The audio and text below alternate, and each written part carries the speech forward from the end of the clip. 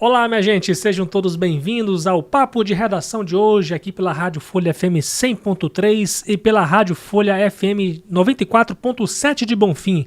Aqui quem vos fala é o Lucas Luquezzi, e para comandar essa atração que repercute os principais momentos, as principais notícias do dia aqui em Roraima, no Brasil, né, no mundo também, quando é uma coisa de interesse, né, de implicação regional aqui no estado de Roraima. E a sua participação ela é extremamente importante porque ela pode virar notícia, pode virar denúncia, pode virar, quem sabe, algum tema de debate aqui no nosso papo de redação, uma entrevista também. E eu gostaria que você participasse conosco, enviando o seu comentário pela seção de comentários do canal da Folha no YouTube. A gente está aí como youtube.com/TV Folha BV. E tem aí o seu zap, o nosso zap aqui, o canal de interação direta entre mim e você, entre eu e você, e entre também a Folha de Boa Vista com você. O 999715300, 999715300. Hoje as notícias policiais são destaque de hoje, né, gente? Operação da Polícia Federal, operação da Polícia Civil. E, claro, eu fiz uma reportagem, vou descrever um pouco dela, sobre a eleição para conselheiro tutelar, tirando um pouco das suas dúvidas a respeito dessa eleição. E vamos lá começar o papo de redação de hoje. Trouxe o Vinícius Gonçalves, que excepcionalmente hoje está aqui com a gente. Seja muito bem-vindo, Vinícius. Como é que tá você? Eu tô ótimo, Lucas. Boa tarde, bom dia, boa tarde, boa noite para você que nos acompanha. Boa tarde para quem acompanha na Folha FM. Bom dia, boa tarde, boa noite para quem nos acompanha aí pelas plataformas de streaming. Hoje eu tô aqui fazendo uma visita ao podcast e trazendo informações quentes, né? Uma notícia do dia porque hoje foi movimentado pra caramba, hein? Com certeza. Hoje o dia já começou quente, não só pelo calor escaldante em Boa Vista, mas com a operação da Polícia Federal, né, deflagrada aí nas primeiras horas da manhã desta terça-feira, com vários alvos, né, tanto em Boa Vista quanto em Alto Alegre. A priori, à medida que a gente foi recebendo as primeiras informações da Polícia Federal, a Operação Leviatã investigava ali uma suspeita de fraudes e licitações. As primeiras informações que nós tivemos foram de mandados de busca e apreensão sendo cumpridos tanto na Prefeitura de Alto Alegre, quanto em alguns endereços aqui no bairro Caçaí, no bairro Centenário, né? Sim. Zona Leste, Zona Oeste de Boa Vista, nas primeiras horas, e esses endereços que a gente tinha informação ligados ao prefeito de Alto Alegre, né, Pedro Henrique Machado. A gente teve, ao longo do tempo, confirmando essas informações, que esses mandados realmente, de fato, tinham a ver com o prefeito, né, e o empresário, né, que não teve o nome confirmado pelo PF, né, e aí a gente está apurando ainda o andamento dessa operação que ainda está sendo realizada, né. Pois vamos por parte, né, porque são muitas informações, né, Vinícius? Uma operação começa, muitas das vezes o pessoal questiona, por que não coloca o nome do prefeito? Gente, pelo amor de Deus, gente, a gente trabalha com verdade, a gente trabalha aqui com informações apuradas, né? Muitas das vezes você vê uma notícia num veículo concorrente nosso, né, que não chegou até aqui, né? Porque a gente tem as nossas fontes, a gente precisa realmente apurar, checar, né?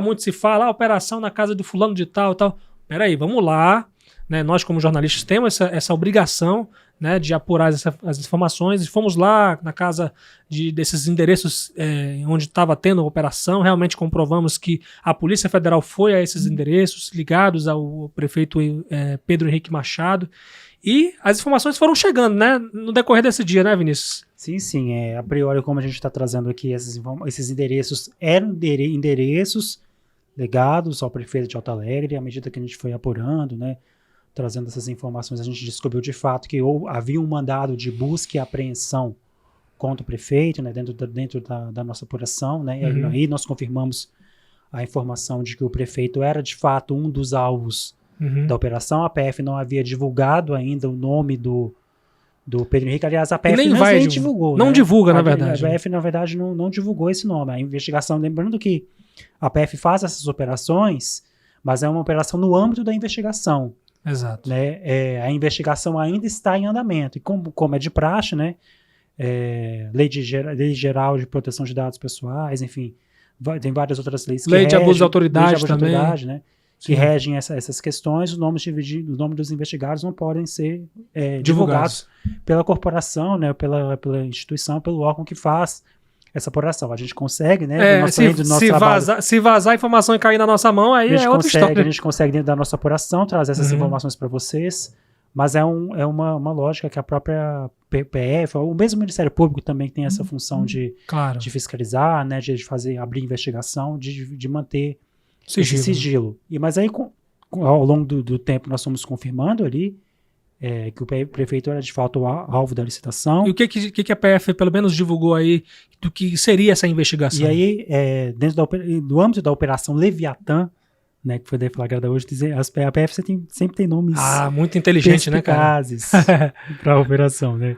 Para nomear as operações. Sim. Essa operação, ela investigou uma organização criminosa, uma suposta organização criminosa, né, que estava envolvida em fraudes de licitações e que envolviam pagamentos de propina, né, em licitações realizadas pelo município. Sim. Havia um direcionamento de licitações para se criar uma falsa licitação, e aí, sob o pagamento de propina, o empresário ganhava essa licitação fraudada, e ele pagava a propina.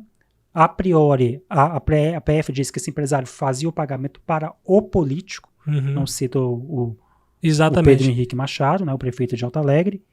E aí pagava essa propina para o prefeito, a prefeitura fazia uma licitação já direcionada, né, para que esse empresário, o dono dessa empresa, ganhasse a licitação. Essa licitação. E aí, além de 12 mandados de busca e apreensão que foram realizados hoje, a gente está aí apurando se há 2 mandados de prisão preventiva. A PF já confirmou, inclusive, que há 2 mandados de prisão preventiva. Exato. Mas não soltaram os nomes, obviamente. A gente está aí aguardando ao longo dos próximos dias, das próximas horas, aliás, para saber, né, se esses mandados são ligados a esse empresário e esse político que estão sendo investigados, né? Tipo, provavelmente, né, a gente está ali seguindo essa linha, né, de saber se é de fato Pedro Henrique, se não é, quem é esse empresário, a gente está indo apurando, né? É uma investigação que demanda tempo e muita atenção, né? Para a gente não incriminar pessoas de forma irresponsável.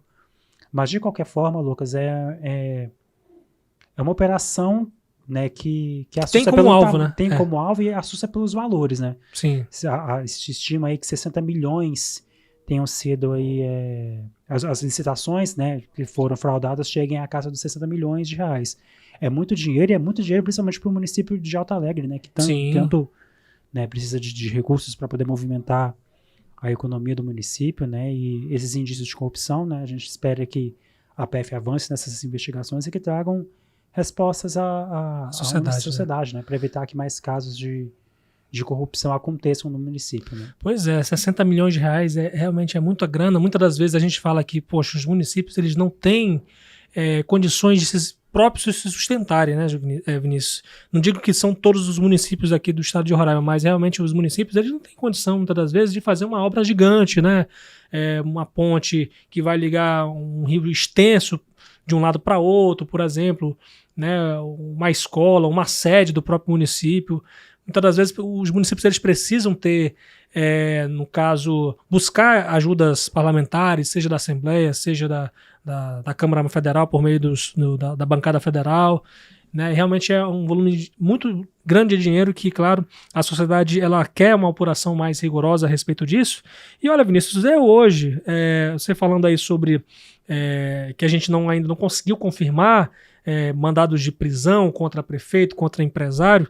E eu conversei hoje com 2 procuradores municipais, né, que trabalham na defesa do prefeito Pedro Henrique Machado, e eles me falaram o seguinte, confirmaram que realmente houve cumprimento de mandados de busca e apreensão, né? A procuradora-geral do município, a Rosa Benedetti, falou pra gente que acompanhou, né, o cumprimento de mandados, inclusive na prefeitura, na casa do prefeito, então confirmando essa informação, mas, por outro lado, esses procuradores dizem que não houve cumprimento de mandado de prisão. A Rosa Benedetti, inclusive, falou que perguntou do delegado se haveria um tipo de mandado, mas ele negou A Polícia Federal também foi procurada pela gente, só que é aquele lance, né, Vinícius? E que a gente possa explicar aqui para as pessoas. Gente, a Polícia Federal, ela não revela nomes, ela não trata nomes de ninguém.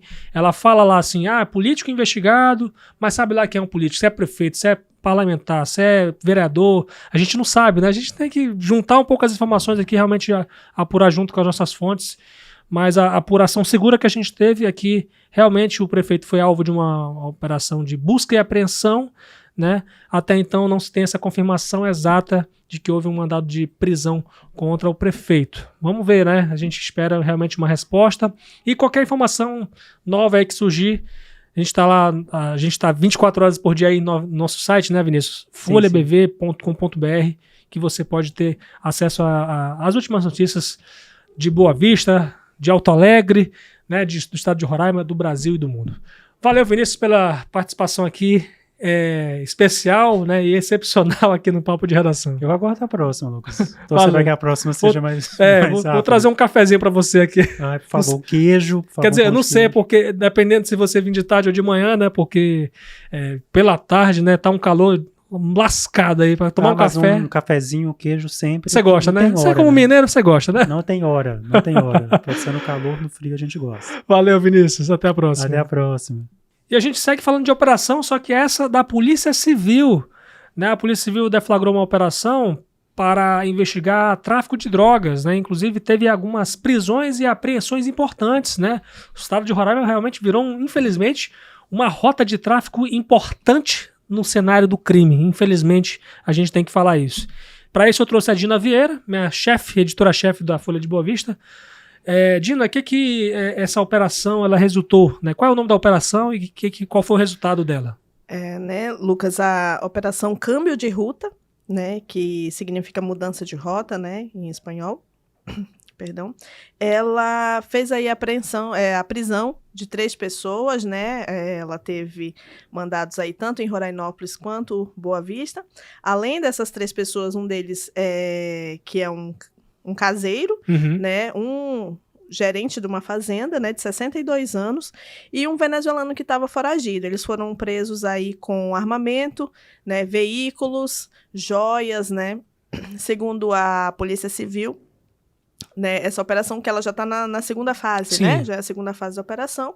E aí ela está investigando, né, os envolvidos que estavam aí apresentando um patrimônio muito diferente do que... Ostentando, né? Ostentando, né? Sim. Casas de luxo, jet ski, inclusive foi um jet ski apreendido. Joia, né? Joias, né? E não condiz com a receita dessas pessoas, né? Com o que ganha. Então, a Polícia Civil aí foi fazendo essas investigações, né? Ligadas aí ao tráfico de drogas. A gente viu, né, que nos últimos dias a gente está anunciando aí, divulgando muitas apreensões de drogas, né? Toneladas. Sim. Segundo a Polícia Civil, somente esse ano já foram foram quase 4 mil toneladas apreendidas. 4 toneladas, né? 4 toneladas, perdão, 4 mil quilos. E eu acho que com as prisões menores que a gente sempre divulga, né, que a Polícia Militar vai fazendo, também eu acredito que já tem aí ultrapassado essas 4 toneladas. Realmente, olha, gente, é surpreendente, né? Esse ano, realmente, eu acho que vai bater recordes e recordes aí de apreensão de drogas, né, Dina?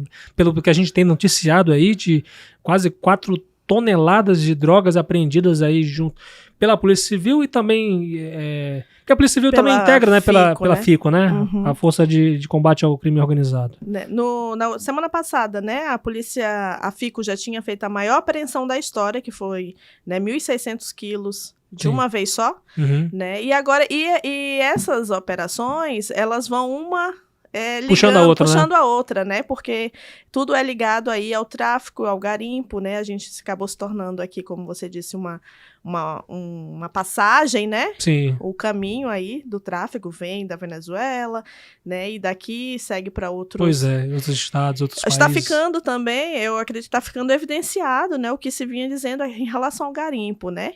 Que o garimpo também se tornou muito... É uma fonte de alimentação, né, também. Do pois tráfico. Inclusive a própria delegada, né, falou sobre isso, o Francilene, né, falou sobre isso, né, em relação a que vai cada dia mais evidenciando que a desintrusão dos garimpeiros, né, e de pessoas aí ligadas ao crime organizado vem resultando nessas operações que, com apreensões volumosas como essa, de vários quilos aí, realmente a Polícia Civil, as outras polícias vão ter muito trabalho ainda, porque é droga demais, infelizmente. A gente virou uma rota do tráfico. O município de Rorainópolis virou, acho que, a principal cidade, né, onde existem essas apreensões, pelo menos é o que se evidencia, né, Dina? Rorainópolis, Mucajaí, né, que Mucajaí também tem o garimpo também muito forte. Estão próximos do né? garimpo, né? Eles acabam utilizando nessas fazendas, onde eles podem pousar aviões e lá esconder a droga, né? Então é mais ou menos essa a logística aí que eles utilizam. Tá certo, Dina. Obrigado aí pela participação. Até a próxima aí no Papo de Redação. Obrigada. Olha, gente, vamos falar um pouquinho aqui sobre a eleição para conselheiro tutelar. Algumas dúvidas eu reuni em uma reportagem. Eu estou fazendo aqui um jabá da minha reportagem aí na Folha de Boa Vista, folhabv.com.br, porque eu fiz uma seleção de 10 perguntas e respostas a respeito da eleição para conselheiro tutelar. E uma dessas perguntas foi quando é que é a eleição para conselheiro tutelar, se o voto é obrigatório, né? Por exemplo, eu vou responder uma pergunta aqui. A eleição está marcada para o dia 1º de outubro de 2023.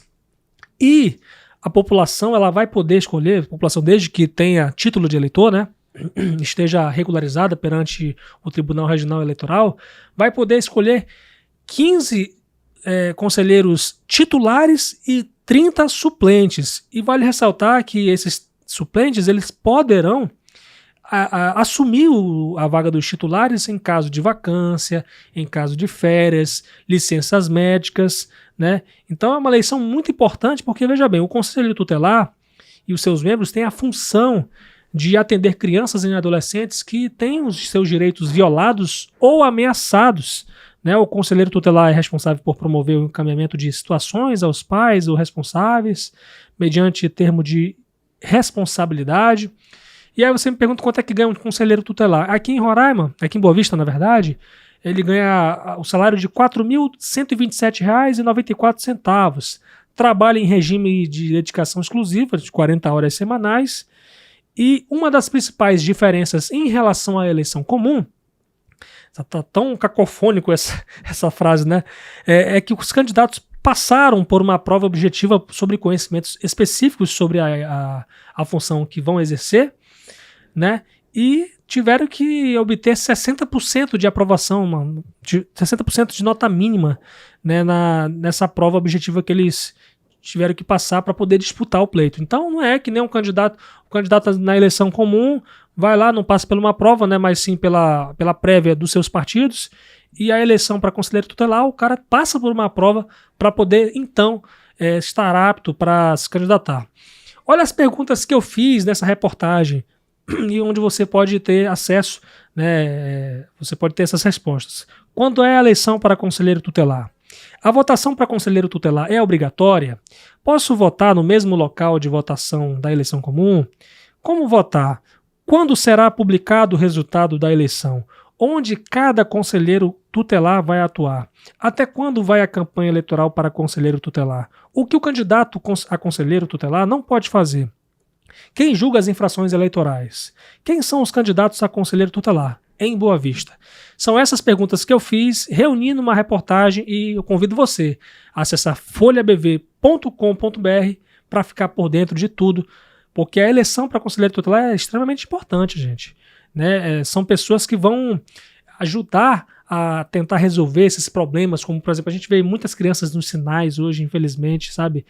Crianças que não têm muito cuidado, não têm a atenção maior dos seus próprios pais. Então, existem muitas situações e a gente tem que ficar atento a essa eleição, porque a gente vai escolher representantes para resolver essas situações, né? São pessoas que possuem um trabalho relevante e cada proposta tem que ser analisada. Inclusive lá nessa reportagem você poderá saber o número, o nome e o nome de urna de cada candidato. São 63 candidatos na eleição para conselheiro tutelar. Bem, minha gente, com essas informações eu encerro o Papo de Redação de hoje com os trabalhos técnicos de Aduan Figueiredo, Rio Ferreira, John Hudson e Fabiano Lopes na edição. Aqui quem fala é o Lucas Luquezzi na apresentação e na produção. Siga as redes sociais da Folha de Boa Vista, Folha BV, no Instagram, no Facebook, no Twitter e no Threads do Instagram, hein? Como @FolhaBV. TV Folha BV no YouTube e a minha rede social, @Lucas Luquezzi. Meu sobrenome é Luczeze. Manda uma mensagem aí, um direct aí pra gente poder conversar e quem sabe a sua informação, o seu comentário, a nossa conversa possa se tornar uma reportagem que seja de extrema relevância para toda a população de Boa Vista e do estado de Roraima. Muito obrigado, minha gente, e até amanhã, se Deus quiser.